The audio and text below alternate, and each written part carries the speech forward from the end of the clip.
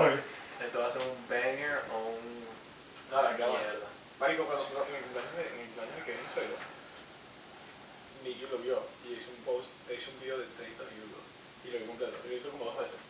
Bueno, mucho se llevó una cámara antigua. Always in life. ¡No! Ya, marico, ya.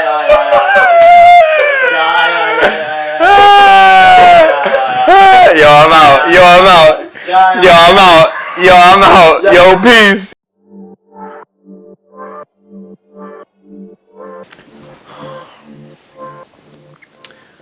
What's up, everyone? Welcome back to another episode of Books and Beers. It is currently 5:40 a.m. I'm about to leave to the airport. I'm on my way to New York. I'm going to be meeting up with Edu, Carlos, and Barney, and I'm going to be documenting the trip a little bit, as well as reviewing a really good book. So it should be a little different than normal episodes, maybe a little longer, but I'm pretty excited. It should be pretty good.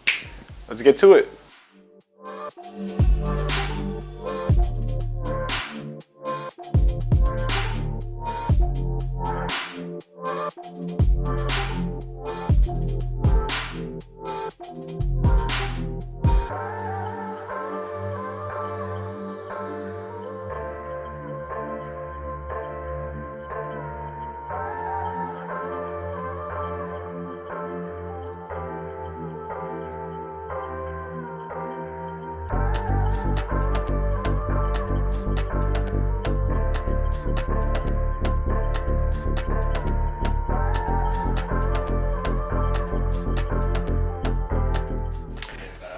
And now we're here. We're currently in Manhattan. This is a different setting than the usual places where we film, but this is Carlos's and Edu's apartment.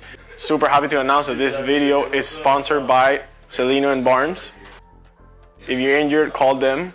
And today, just like any other video, we have a very special book because it was the first book that we read when we had our own book club. So if you guys remember for the first video that we ever filmed for Books and Beers, remember that we said this. Create a book club with your friends.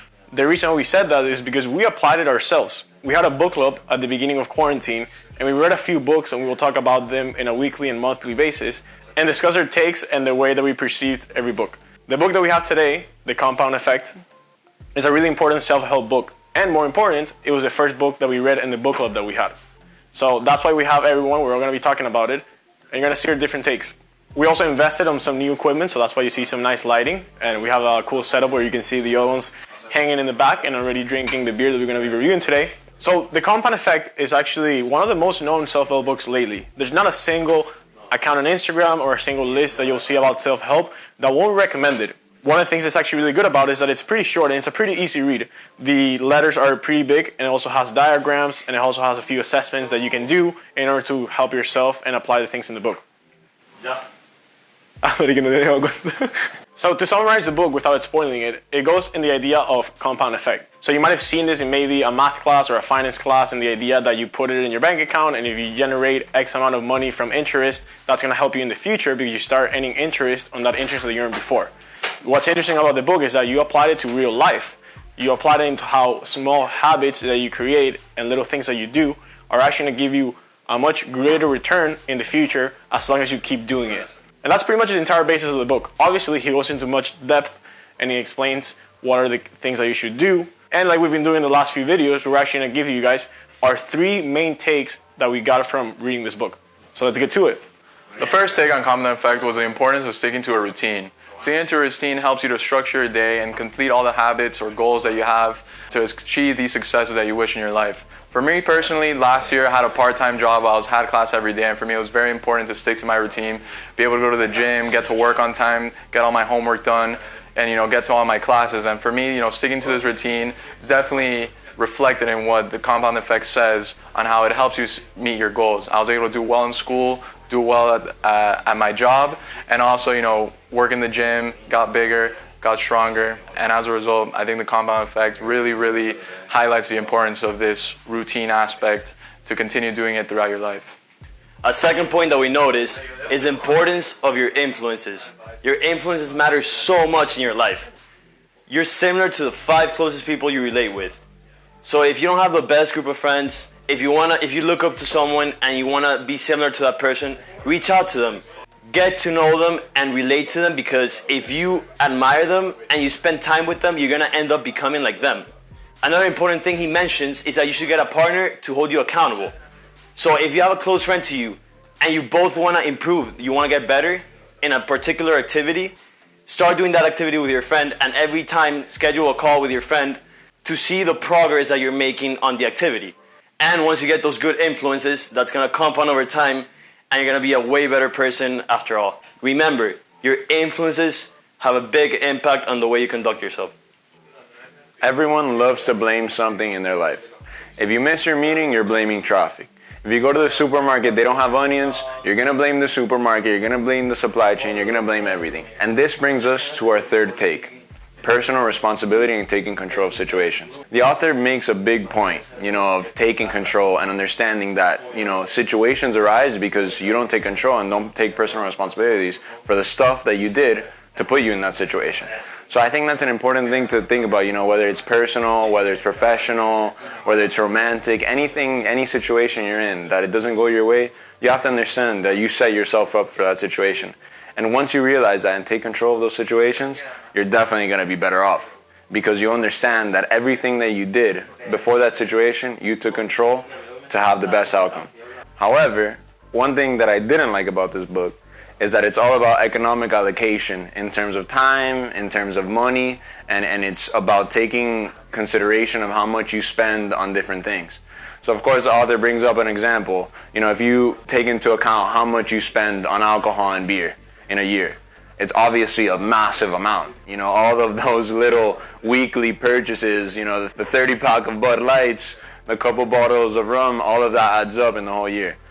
And obviously, I hate that. So this is definitely one of the points that I didn't like. But at the end of the day, I understood that it's not about, eliminating the joys in life and living your life to strict, understanding every little charge that you make has to be accounted for. It's about picking the things that you like. It's about understanding the importance of the activities that you like to do, the money you like to spend, and things that you like to do. And capitalizing on the stuff that you don't like and eliminating that stuff, eliminating unnecessary, purchases. Despite the fact that you may want to cut beer out of your life, a good alternative to, wanting to drink beer but at a very low rate is Bud Light. Now, I'm sure all of you know Bud Light. It's a very popular beer here. And here we have, to compare, right here we have a IPA from here in New York City, and here we have Bud Light. We don't have cups because we're all dirty, but at least you can see how much you're measuring. Now for the taste test.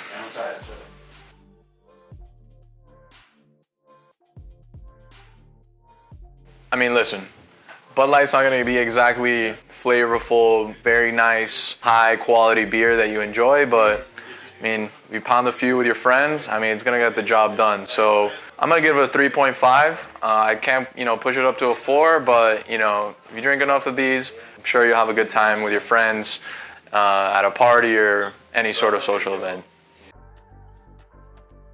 See what the other guys think. 3.6. 3.1.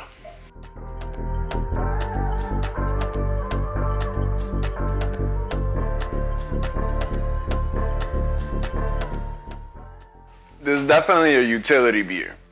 This isn't a beer that you care about, where the wheat comes from. It's not a microbrewery. No one cares if it's farm to table. If it costs $20 in a bar in New York City, no one cares. And that's the beauty of it.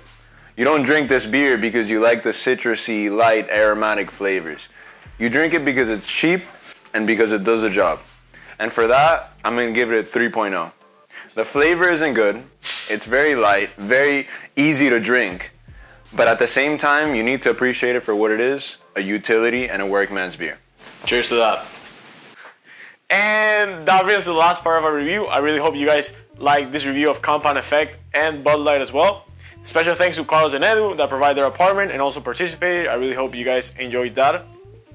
There's going to be an aggressive cutscene. Special thanks to Serino and Barnes in the back for paying for this video and buying Falcon his first polo shirt. Please go buy the book, get your copy of Compound Effect down in the bio if you want to help us get Edu his own polo shirt. He really needs it. He wears this every day. If you want to follow us, go to Books and Beers Club at Instagram, comment, like our video, and if you want to follow them, I'm going to put their Instagram usernames here. Don't follow me. By the way, Bud Light, cut the check, sponsor us. See you next Wednesday for another review.